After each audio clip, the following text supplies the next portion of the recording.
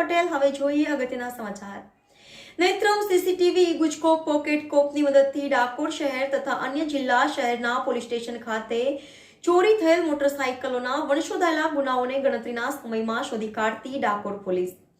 પકડાયેલ આરોપીઓમાં કલ્પેશભાઈ ઉર્ફે ભૈલી ઉદાભાઈ પરમાર ઉંમર વર્ષ 27 પંચમહાલ, રાજેશભાઈ ઉર્ફે ભદી નટવરભાઈ ખાટ ઉંમર વર્ષ 24 પંચમહાલ અને અનિલ કુમાર રમેશભાઈ માછી ઉંમર વર્ષ 25 પંચમહાલનો સમાવેશ થાય છે।